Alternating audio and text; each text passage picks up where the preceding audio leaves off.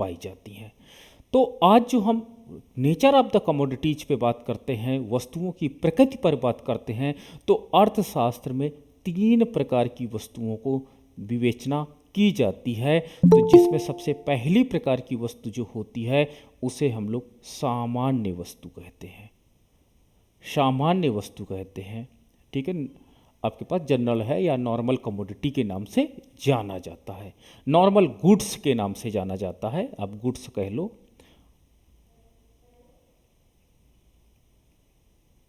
Normal goods के नाम से जाना जाता है।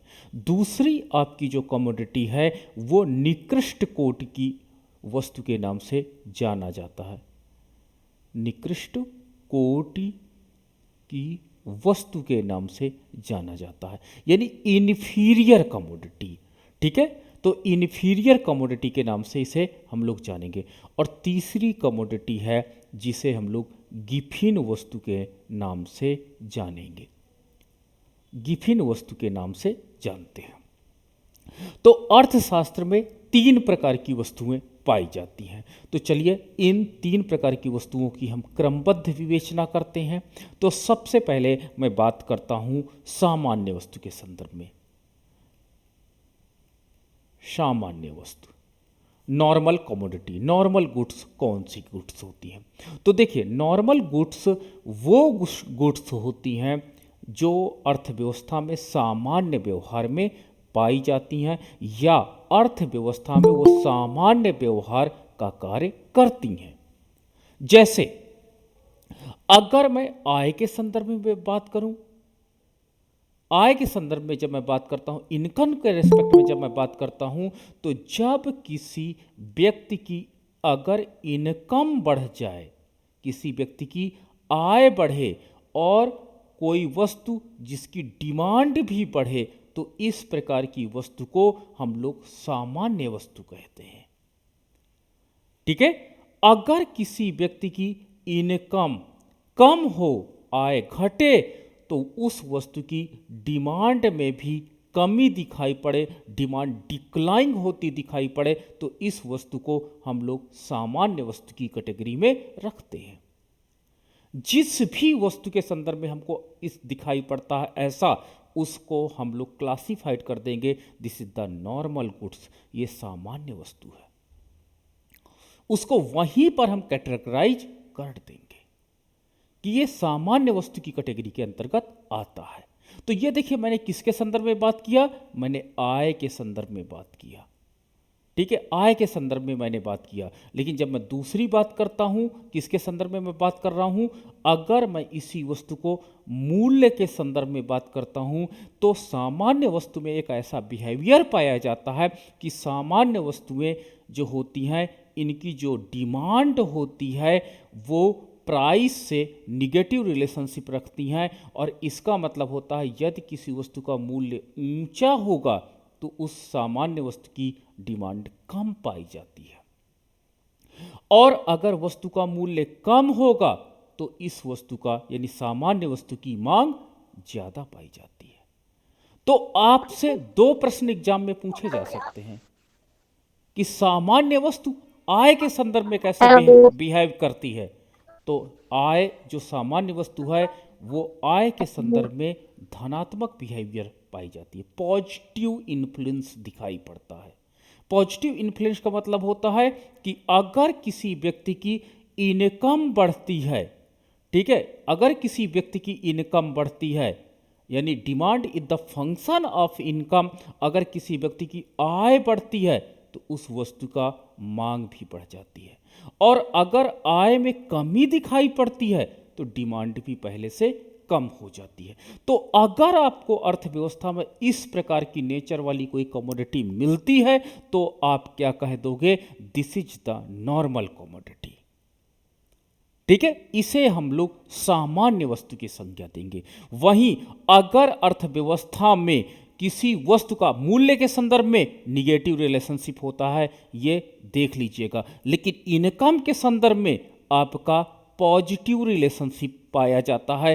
किसके संदर्भ में? सामान्य वस्तु के संदर्भ में। तो ये डिफिनीशन हो जाती है। सामान्य वस्तु वो वस्तु होती है जब किसी व्यक्ति की आय बढ़ती है तो उसकी मांग बढ़ जाती है, आय घटने पर मांग घट जाती है, पहली लाइन। दूसरी लाइन, यदि वस्तु का मूल्य बढ़ता है तो मांग डिक्लाइन कर जाती है और मूल्य कम होता है तो मांग बढ़ जाती है। तो अगर इस प्रकार का कोई नेचर रखती है commodity in the respect of income, in the respect of price, तो हम उस वस्तु को सामान्य वस्तु, जनरल कमोडिटी या नॉर्मल कमोडिटी या नॉर्मल गुड्स के नाम से जानते हैं। चलिए देखते हैं इसका डायग्राम कैसे बनेगा। ठीक है, तो डायग्राम में ध्यान से देखना कि सामान्य वस्तु की डिफिनीशन है कि इनकम बढ़ेगी तो डिमांड बढ़ेगी, इनकम घटेगी तो डिमांड घटेगी। अगर ऐसा बिहेवियर पाया जाता है तो हम उसे सामान्य वस्तु कहेंगे। तो चलिए देख लेते हैं।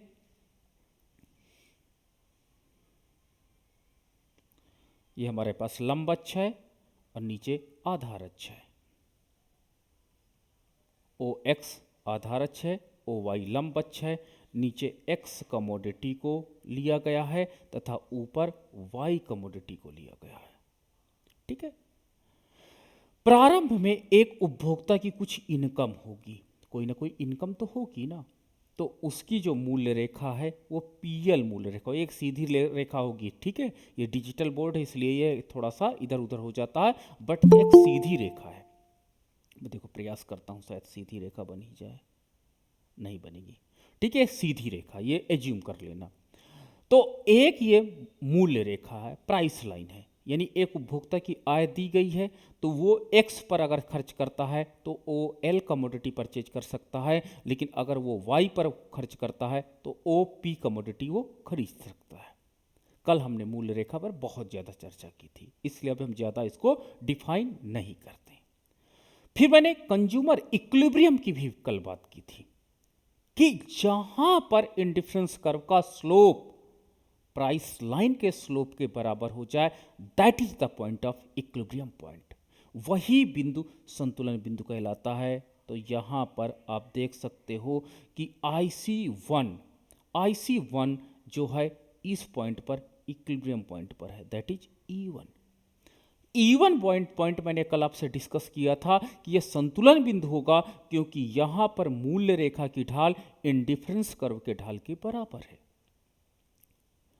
तथा मूल्य रेखा को इंडिफरेंस कर्व द्वारा कट नहीं किया जा रहा है। और तीसरा, जो आपके पास इंडिफरेंस कर्व है वो मूल बिंदु की ओर उन्नतोदर है, नतोदर नहीं। तो ये तीनों कंज्यूमर इक्विलिब्रियम की शर्तें यहां पर फुलफिल हो रही हैं। तो जब तीनों शर्तें फुलफिल हो रही हैं तो क्या होगा, तीनों शर्तें जब फुलफिल हो रही हैं तो इसका तात्पर्य यह हुआ कि कंज्यूमर E1 पॉइंट पर संतुलन पर है और x की OX1 मात्रा का प्रयोग किया जा रहा है तथा y की OY1 मात्रा का प्रयोग कर रहे हैं। तो जब उपभोक्ता की इनकम PL है, PL इनकम को दिखाता है, आय को दिखाता है, इसी से मूल्य रेखा बनती है। तो x की OX1 वस्तु का प्रयोग कर रहा है तथा y की OY1 वस्तु का प्रयोग कर रहा है, इसलिए कंज्यूमर IC1 पर है, इंडिफरेंस कर्व 1 पर है। अब मान लीजिए उपभोक्ता की इनकम बढ़ करके मान लीजिए 100 है, 200 हो जाता है। तो जब आय बढ़ती है तो मैंने बोला था कि मूल्य रेखा समांतर दाहिनी ओर शिफ्ट होती है। ठीक है, जब मूल्य रेखा समांतर दाहिनी ओर शिफ्ट होती है तो नई मूल्य रेखा P1 L1 हो जाती है। उपभोक्ता की आय बढ़ने पर, देखो आय बढ़ने पर, तो आय बढ़ने पर नई मूल्य रेखा P1 L1 हो जाती है। अब देखिए उपभोक्ता का जो त्रिभुज है OP1 L1 पहले से बड़ा त्रिभुज हो जा रहा है, पहले से बड़ा त्रिभुज हो जा रहा, और मान लीजिए उपभोक्ता आ जाता है कहां पर, E2 पॉइंट पर आ जाता है। सपोज दैट इंडिफरेंस कर्व हमारा क्या हो जाता है, इंडिफरेंस कर्व आपका IC2 हो जाता है। ठीक है, यानी उपभोक्ता अब संतुलन बिंदु कौन सा ले लिया, E2 संतुलन बिंदु को ले लिया है, अर्थात X वस्तु का उपभोग बढ़ा करके उसने X2 कर दिया है तथा Y वस्तु का उपभोग बढ़ाकर उसने कितना कर दिया है, y2 कर दिया है। ठीक है, तो देखो आपकी जो मूल्य रेखा है PL वो शिफ्ट होकर के दाहिनी हो जाती है P1 L1, और जब आपकी आय बढ़ती है तो आपने x का मान बढ़ा दिया, x की डिमांड आपने बढ़ा दिया है। पहले x कितना प्रयोग करते थे, OX1, अब कितना प्रयोग करने लगे हैं, OX2। तो आप क्या कहोगे, x का प्रयोग OX1 से बढ़ करके OX2 हो गया है, तो इनकम बढ़ने के साथ x की डिमांड बढ़ी, तो आप क्या कहोगे, x नॉर्मल कमोडिटी है। अब चलो y के साथ टेस्ट करो, तो y की डिमांड क्या हुआ, OY1 से बढ़कर OY2 हो गई। देखो इतनी डिमांड y की भी बढ़ी है, तो आप क्या कहोगे, y वस्तु भी आपकी y1 से OY2 हुआ है, तो ये भी आपकी कमोडिटी नॉर्मल कमोडिटी होगी। यानी आय बढ़ने के साथ साथ उपभोक्ता ने x के प्रयोग को बढ़ा दिया, उपभोक्ता ने y के प्रयोग को बढ़ा दिया। इस प्रकार x तथा y दोनों आय बढ़ने के साथ मांग बढ़ जा रही है, अर्थात दोनों वस्तुएं आपकी सामान्य वस्तु होंगी। पुनः फिर देखते हैं कि मान लीजिए उपभोक्ता की आय बढ़ करके फिर से 300 रुपये हो जाती है, तो उपभोक्ता की अब परचेजिंग पावर दोनों की बढ़ जाएगी, दैट इज P2 और L2 हो जाएगी। अब अगर पूरी इनकम x पर खर्च करेंगे तो वो L2 मात्रा खरीद पाएगा, अगर पूरी इनकम को वो y पर खर्च करता है तो वो P2 खरीद पाएगा। उपभोक्ता अब नया संतुलन बिंदु कहाँ चुनाव कर लेता है, उपभोक्ता नया संतुलन बिंदु का चुनाव कहीं IC3 पर कर लेता है। तो यहाँ पर x का प्रयोग बढ़ा करके x3 कर देता है तथा y का प्रयोग बढ़ा करके कितना कर देता है, y3 कर देता है। तो देखो नया संतुलन बिंदु क्या हो जाता है, E3 हो जाता है। तो नया संतुलन बिंदु E3 पर देखो ये आय बढ़ गई, आय बढ़ी तो नई मूल्य रेखा P2 L2 प्राप्त हो गई।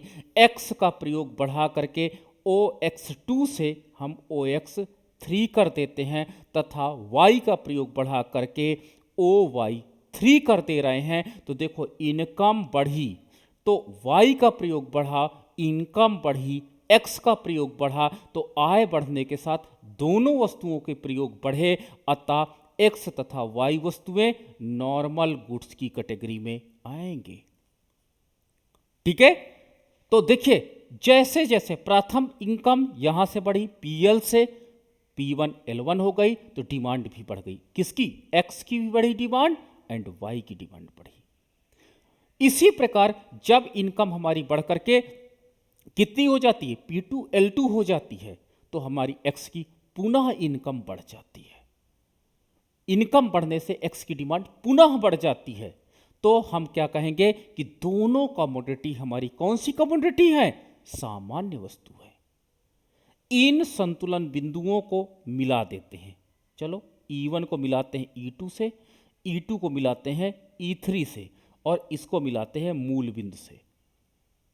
ठीक है, इसको ऊपर निकाल देते हैं, तो इसे कहा जाता है इनकम कंजप्शन कर्व, आय उपभोग वक्र।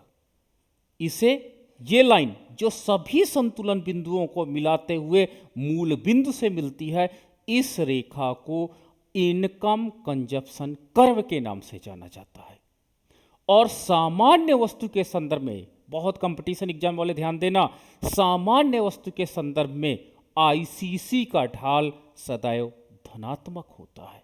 ये एग्जाम में पूछा गया था UGC नेट में कि ICC का स्लोप कैसा होता है in the respect of normal goods, तो आपको लिखना पड़ेगा कि वहां पर पॉजिटिव स्लोप होता है if the both commodity is क्या है, नॉर्मल है। अगर दोनों कमोडिटी नॉर्मल है तो वहां पर आपको ICC का ढाल धनात्मक होगा। ढाल धनात्मक का मतलब होता है कि देखो यहां पर ऊपर की ओर दाहिनी ओर ये लाइन ऊपर की ओर बढ़ती चली जा रही है। तो ये आपका है सामान्य वस्तु के संदर्भ में ICC।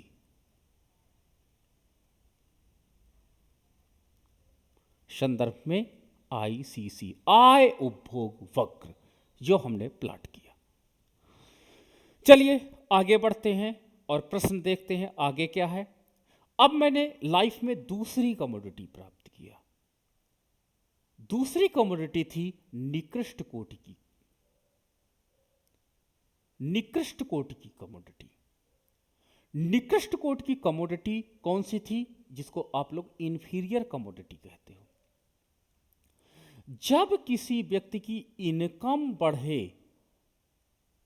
लेकिन उस वस्तु की डिमांड में परिवर्तन या तो ना दिखाई पड़े या तो मिनिमम दिखाई पड़े, बहुत कम, माइनर दिखाई पड़े, यानी उपभोक्ता की इनकम बढ़े लेकिन डिमांड में ज्यादा परिवर्तन ना, बिल्कुल छोटा सा परिवर्तन दिखाई पड़े, चाहे पॉजिटिव चाहे निगेटिव, या कांस्टेंट भी हो सकता है कि डिमांड में कोई परिवर्तन नहीं है हमारे पास, तो उस कमोडिटी को हम लोग इंफीरियर कमोडिटी की कैटेगरी में रखते हैं, यानी निकृष्ट कोटि की वस्तु है, यानी उपभोक्ता की आय में वृद्धि के साथ साथ धनात्मक प्रभाव तो है लेकिन यह धनात्मक प्रभाव अत्यंत अल्प देखा गया, अत्यंत अल्प देखा गया या नहीं के बराबर भी देखा गया। ठीक है। दूसरा, अगर उपभोक्ता की आय में डिक्लाइन, इनकम डिक्लाइन कर रही थी तो इन वस्तुओं की डिमांड घट तो रही थी लेकिन बहुत कम या ना के बराबर घट रही थी। तो इन कमोडिटीज को हम लोग किस में रखते हैं? हम इन कमोडिटीज को इंफीरियर गुड्स में रखते हैं। जैसे आपने देखा होगा स्लीपर जो आप घर में पहनते हो, इनकम बढ़ेगी तो नंबर ऑफ द स्लीपर्स जो घर में आप पहनते हो नहीं बढ़ जाएगा।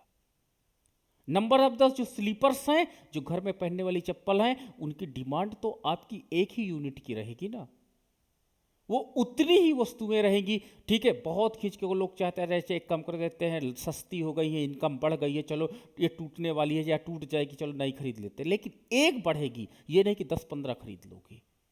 लेकिन पार्टी वेयर की बात नहीं कर रहा हूं, स्लीपर की। पार्टी वेयर के स्लीपर की डिमांड वो नॉर्मल गुड्स के अंतर्गत आती है।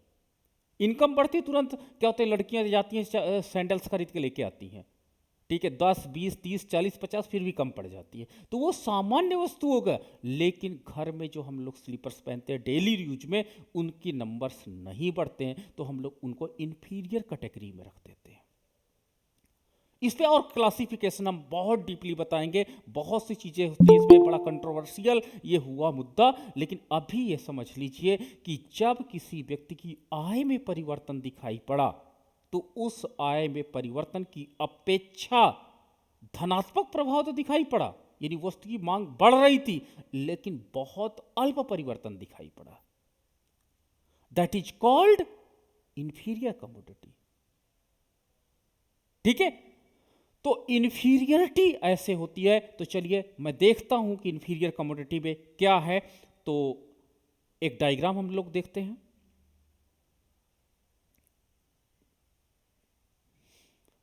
आधार अक्ष पर हमने एक्स कमोडिटी को लिया, वाई अक्ष पर हमने वाई कमोडिटी को लिया, एक्स अक्ष पर हमने एक्स कमोडिटी को लिया। प्रारंभिक मूल्य रेखा आपकी क्या है? पीएल है। This is the initial price line. कोई इनकम है उपभोक्ता के पास, उस इनकम पर ये मूल्य रेखा पर वो काम कर रहा है। सपोज दैट ई इसका इक्विलिब्रियम पॉइंट है, E1। क्यों? क्योंकि यहां पर इंडिफरेंस कर्व और आपका प्राइस लाइन दोनों टेंजेंट है, दोनों एक दूसरे को स्पर्श कर रहे हैं। उपभोक्ता x की x1 मात्रा का प्रयोग कर रहा है और y की कितनी मात्रा का प्रयोग कर रहा है? y1 मात्रा का। अब उपभोक्ता की आय बढ़ जाती है, किसी कारण से इनकम उसकी बढ़ जाती है। तो जब उसकी इनकम बढ़ती है तो नई मूल्य रेखा आपके पास पैरेलल हो जाती है और ये आपके पास P1 L1 नई मूल्य रेखा हो गई, क्योंकि उपभोक्ता की आय पहले से बढ़ गई है। जब उपभोक्ता की आय पहले से बढ़ जाती है तो इस प्रकार हम लोग क्या देखते हैं? इस प्रकार हम देखते हैं कि नया संतुलन बिंदु हमको कहीं पर ऐसा मिल जाता है, IC2 पर मिल जाता है। ये पॉइंट आपका है, E2 है। X की मांग बढ़कर x2 हो जाती है, जबकि y की जो मांग है वो कितनी होती है, वो y2 हो जाती है। अब ध्यान से देखना, जब आपकी आय बढ़ी थी तो नई मूल्य रेखा P1 L1 हो गई थी, नया संतुलन बिंदु आपका E2 हो गया था। तो आय बढ़ने के परिणाम स्वरूप, ठीक है, इनकम बढ़ने के परिणाम स्वरूप आपने देखा कि x में परिवर्तन तो हुआ है, x1 से हम x2 पर आ गए हैं, तो हम x कमोडिटी को क्या कहेंगे, सामान्य वस्तु कहेंगे। क्यों? क्योंकि इनकम बढ़ने से, आय बढ़ने से x की मांग भी पहले से बढ़ गई है। अब y वस्तु पर विश्लेषण करते हैं कि इनकम बढ़ने का y वस्तु पर प्रभाव अत्यंत अल्प दिखाई पड़ रहा है। बढ़ा तो है y वस्तु के मांग, y1 से y2 हो गया है, लेकिन जिस अनुपात में आय बढ़ा है उस अनुपात से कम अनुपात में इनका उसमें y कमोडिटी में वृद्धि दिखाई पड़ी है। तो हम y कमोडिटी को किस श्रेणी में रखेंगे, निकृष्ट कोटि की श्रेणी में रखेंगे। निकृष्ट कोटि की वस्तु है, यानी बहुत थोड़ा परिवर्तन इसमें दिखाई पड़ा है। लेकिन इसके पूर्व के डायग्राम में देखिए कि y वस्तु की मात्रा में तथा x वस्तु की मात्रा में उसी अनुपात में लगभग परिवर्तन हो रहा था जिस अनुपात में इनकम बढ़ रही थी। तो वहां पर हमने कहा था कि कमोडिटी क्या है, वहां पर हमने कहा था कि कमोडिटी आपकी सामान्य वस्तु है। लेकिन इंफीरियर कमोडिटी के संदर्भ में पॉजिटिव या निगेटिव इंपैक्ट दिखाई पड़ता है, लेकिन बहुत अल्प। नाउ द नेक्स्ट है, फिर से आपकी इनकम बढ़ जाती है, और इनकम बढ़ जाती है तो मूल्य रेखा आपकी शिफ्ट होकर के P2 L2 हो जाती है। और जब मूल्य रेखा P2 L2 हो जाती है तो आपका संतुलन बिंदु कहां पर आ जाता है, सपोज दैट आपका संतुलन बिंदु IC3 हो जाता है। अब देखो, x की मांग बढ़कर के कितनी हो गई, x3 हो गई। तो आप क्या कहोगे, इनकम बढ़ने के साथ x की डिमांड x2 से बढ़कर x3 हुई, तो x तो सामान्य वस्तु होगी, लेकिन y की वस्तु की मांग क्या हो गई, स्थिर हो गई। तो y वस्तु को किस कैटेगरी में आप रखोगे, निकृष्ट कोटि की वस्तु में रखोगे। निकृष्ट कोटि की वस्तु में आप रखोगे। क्यों रखोगे, क्योंकि उसकी इनकम बढ़ने के साथ साथ डिमांड जो है वो कांस्टेंट हो गई है, परिवर्तन शून्य हो चुका है। उपभोक्ता उस पर पैसे खर्च ही नहीं कर रहा, उसकी डिमांड नहीं बढ़ा रहा, y2 जो डिमांड है वहीं पर वो कांस्टेंट हो गया है। तो इसलिए हम क्या कहेंगे कि y वस्तु इंफीरियर कमोडिटी है। तीसरा, फिर से मान लीजिए इनकम बढ़ जाए और उपभोक्ता कहां पर आ जाता है, उपभोक्ता आ जाता है आपका सपोज दैट IC4 पर आ जाता है। यहां पर आप देखिए कि इनकम, उपभोक्ता की जो डिमांड है वो बढ़ करके कितनी हो जाती है, x4 हो जाती है। तो देखिए थोड़ी सी मांग में कमी भी हुई है, किसमें, y वस्तु की। तो मैंने क्या बोला कि थोड़ा परिवर्तन या तो पॉजिटिव दिखाई पड़े या तो निगेटिव दिखाई पड़े, तो वो कमोडिटी आय बढ़ने के साथ साथ, तो वो कमोडिटी इंफीरियर कमोडिटी होती है। चलिए इन संतुलन बिंदुओं को मिलाया जाए। तो जब इन संतुलन बिंदुओं को हम मिलाते हैं, किसको, सबसे पहले मिलाते हैं E1 को, फिर मिलाते हैं E2 को, फिर मिलाते हैं E3 को, फिर मिलाते हैं E4 को। इन संतुलन बिंदुओं को मिलाने वाली रेखा आपकी कहलाएगी ICC इंफीरियर कमोडिटी। आय उपभोग वक्र निकृष्ट वस्तु के संदर्भ में। तो याद रखना, इसमें एक रिजल्ट मिला, कंपटीशन वाले बहुत ध्यान देंगे कि अगर आपकी ICC सीधी गई तो दोनों वस्तुएं क्या होंगी, x and y both commodity will be सामान्य, नॉर्मल होगी। लेकिन अगर ICC मुड़ जाती है आधार अक्ष की तरफ, तो जिसकी तरफ ICC मुड़ेगी वो वस्तु हो जाएगी सामान्य, लेकिन जिससे दूरी बनाएगी वो वस्तु हो जाएगी निकृष्ट। तो किसके तरफ से मुंह फेरी, y वस्तु की तरफ से मुंह फेरी, और किसकी तरफ झुकी, x वस्तु की तरफ। तो ये आपका इंडिफरेंस कर्व दिखाता है कि x वस्तु सामान्य है तथा y वस्तु निकृष्ट कोटि की है। लेकिन अगर यही रेखा ऐसे चली जाती, ऊपर की ओर चली जाती, तो वहां पर क्या रिजल्ट होता कि y आपकी सामान्य वस्तु होती तथा x आपकी निकृष्ट कोटि की वस्तु होती। ठीक है, एग्जाम्स में ग्राफ दे दिया जाता, अब पूछा जाता है कि ये आईसीसी रेखा निम्न में से किस कॉम्बिनेशन को दर्शाती है। तो आईसीसी का जो स्लोप है, आईसीसी का जो घुमाव है, आईसीसी का जो डायरेक्शन है, that determine the nature of the commodity. Clear है? नाउ द नेक्स्ट, मैं अब बात करता हूं तीसरी प्रकार की कमोडिटी। तीसरी प्रकार की वस्तु जो है वो आपकी है कौन सी? थर्ड कमोडिटी, वो आपकी है गिफिन कमोडिटी। गिफिन वस्तु,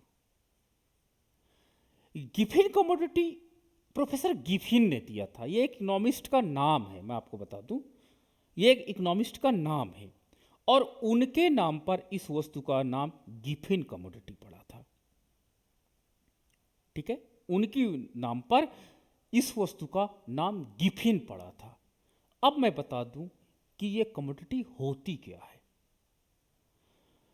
जब किसी व्यक्ति की इनकम बढ़ती है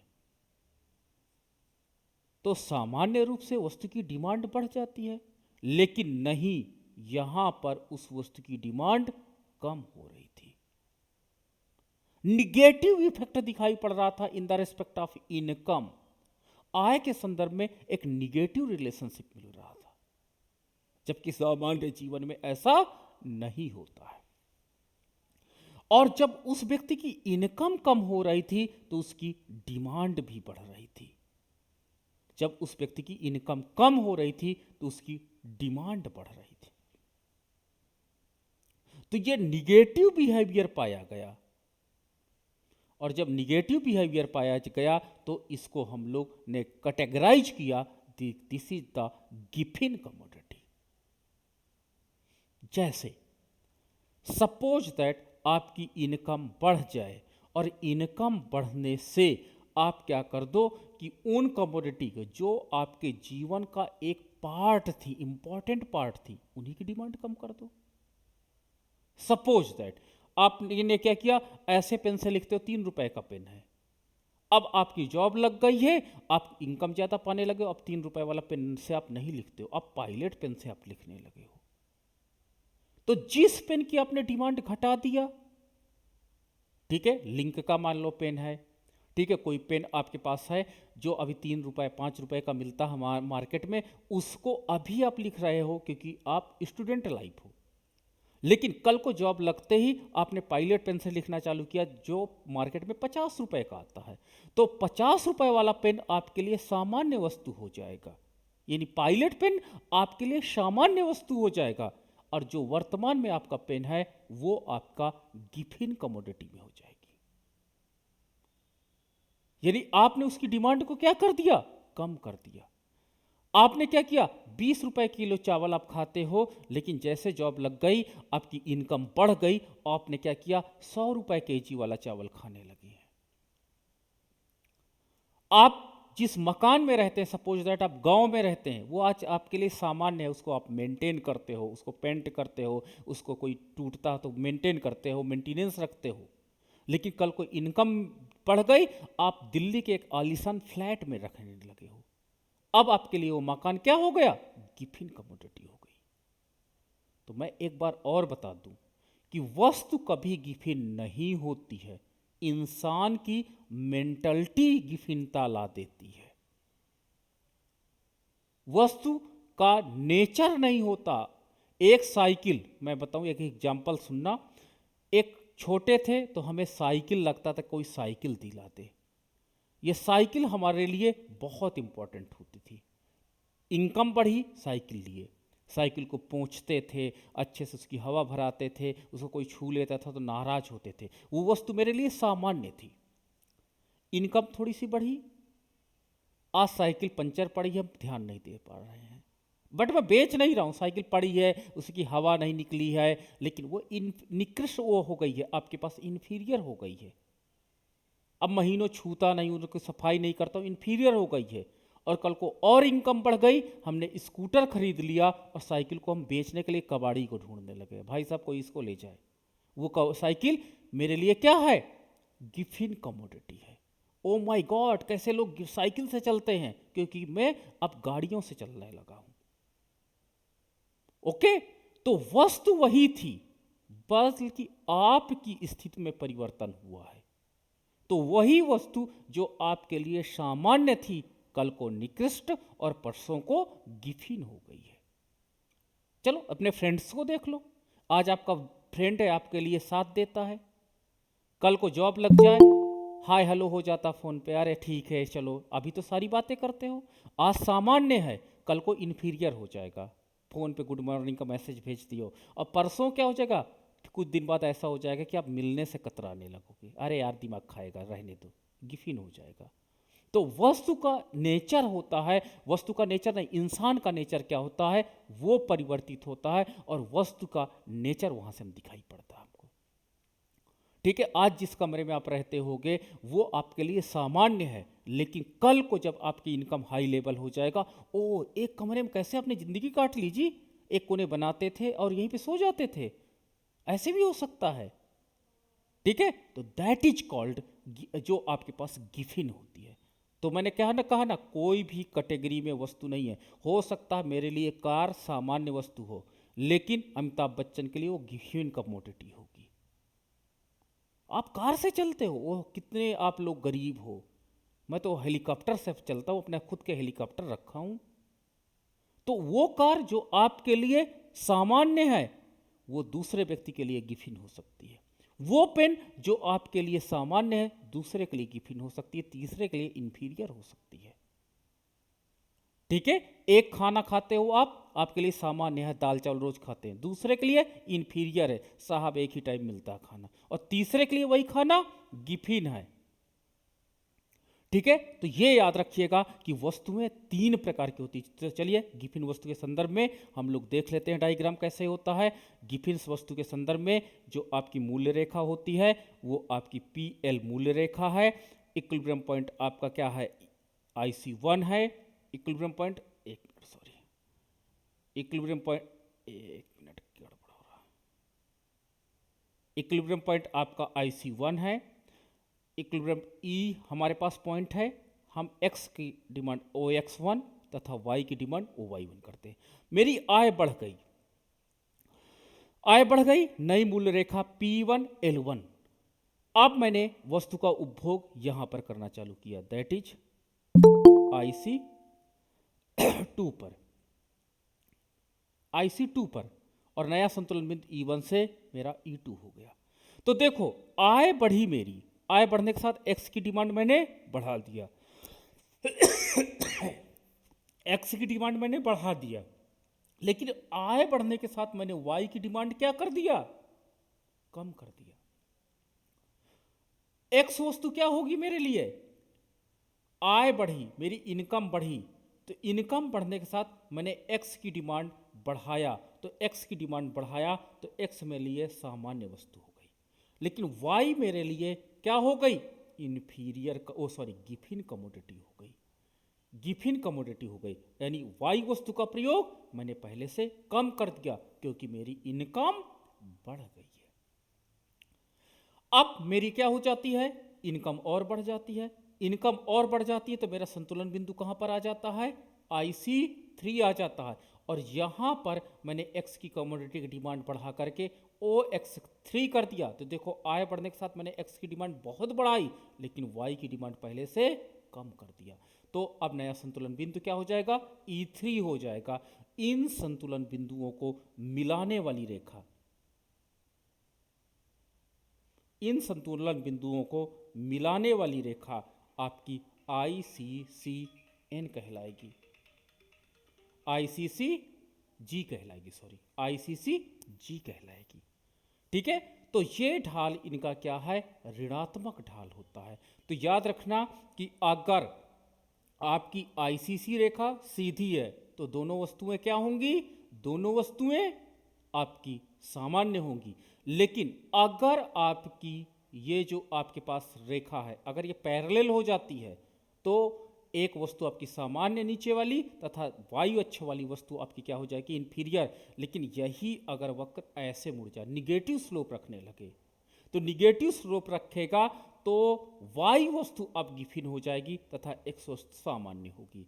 इसी प्रकार आप यहां पर भी देख सकते हो, यहां पर देख सकते हो कि अगर आप इस आईसीसी पर चलते हो, ये वाले आईसीसी पर, तो यहां पर एक्स वस्तु गिफिन और आपका इन्फीरियर है तथा वाई वस्तु सामान्य है तथा, लेकिन दूसरे अगर आईसीसी पर, इस आईसीसी पर आप चलते हो तो इस आईसीसी पर आपका जो वस्तु होगी, एक्स वस्तु आपके पास क्या हो जाएगी, गिफिन हो जाएगी तथा वाई वस्तु आपकी सामान्य हो जाएगी। तो इस प्रकार आईसीसी कर्व के आधार पर आप वस्तु का नेचर डिफाइन कर सकते हैं, डिटरमाइन कर सकते हैं, और इस तरह आप आईसीसी क्या होता, आय उपभोग वक्र की परिकल्पना को पूर्ण कर सकते हो। अब आप बताइए, आपके कोई प्रश्न हो तो इन टॉपिक से रिलेटेड।